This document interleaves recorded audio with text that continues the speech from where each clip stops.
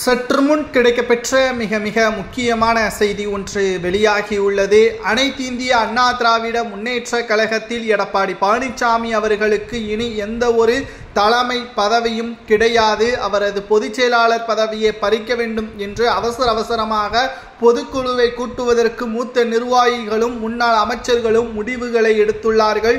கிட்டத்தட்ட எடப்பாடி பழனிசாமி அவர்களுக்கு செங்கோட்டையன் அவர்கள் கொடுத்த நேரம் முடிவடைந்து 3 நாட்கள் ஆகியுள்ள நிலையில் டெல்லிக்கு சென்று அமித்ஷாவின் காலை பிடித்து கட்சியை எனது கட்டுப்பாட்டில் கொண்டு வருவதற்கு முயற்சி செய்து கொண்டிருக்கின்றேன், செங்கோட்டையின் பின்னால் சென்று விடாதீர்கள் என்று அமித்ஷாவின் காலை பிடித்துள்ளார் எடப்பாடி என்ற தகவலும் கிடைக்கப்பெற்றுள்ளது.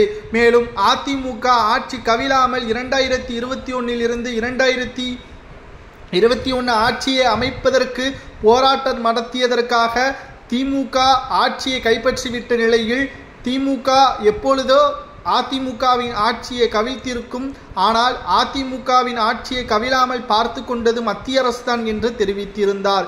2019 கூவத்தூரில் நடைபெற்ற கூட்டத்தின் பொழுது தெரியவில்லையா, 122 எம்எல்ஏக்கள் உதவியுடன் தான் எடப்பாடி முதல்வராக பொறுப்பேற்றார் என்பதை மறந்துவிட்டாரா? அவர்கள் மீது நன்றி இல்லாமல் அமித்ஷாவின் மீது நன்றி விசுவாசம் காட்டுவது தற்பொழுது பதவியை தக்க வைத்துக் கொள்ள வேண்டும் என்பதற்காகத்தான் என்று செங்கோட்டையனின் ஆதரவாளர்களும் ஓபிஎஸ்ஸின் ஆதரவாளர்களும் எடப்பாடி பழனிசாமியை கடுமையாக விமர்சனம் செய்து வருகிறார்கள். இந்த நிலையில் எடப்பாடி பழனிசாமியின் பதவியை பறிப்பதற்கு அவசரமாக பொதுக்குழுவை கூட்ட வேண்டும், எடப்பாடி பழனிசாமியின் தலைமை பொறுப்பை மாற்ற வேண்டும் என்ற தகவலும் தற்பொழுது கிடைக்கப்பெற்றுள்ளது. இன்னும் ஒரு சில நாட்களில் அதிமுகவின் பொதுக்குழு கூட்டப்படும். அதில் எடப்பாடி பழனிசாமி அவர்களது தலைமை பதவியை பறிப்பது சரியா அல்லது எடப்பாடி பழனிசாமி சரியான பாதையில் தான் செல்கிறாரா, அதிமுகவின் வெற்றிக்கு எடப்பாடி உதவுவாரா என்பதை அதிமுகவின் உண்மையான தொண்டர்கள் கமெண்ட் வாயிலாக கூறுங்கள். தற்பொழுது இருக்கக்கூடிய அரசியல் நிலவரப்படி எடப்பாடி பழனிசாமி அவர்களுக்கு எதிராக பெரும்பான்மையான தொண்டர்கள் இருப்பதாக நம்மால் பார்க்க முடிகிறது. நீங்கள் அதிமுகவின் தொண்டர்களாக இருந்தீங்கன்னா எந்த தொகுதியில் இருந்து கூறுகிறீர்கள் என்பதை மட்டும் மறக்காம கமெண்ட் வாயிலாக கூறுங்கள். எடப்பாடிக்கு ஆதரவா அல்லது செங்கோட்டையனுக்கு ஆதரவா என்பதை தெரிந்து கொள்வோம்.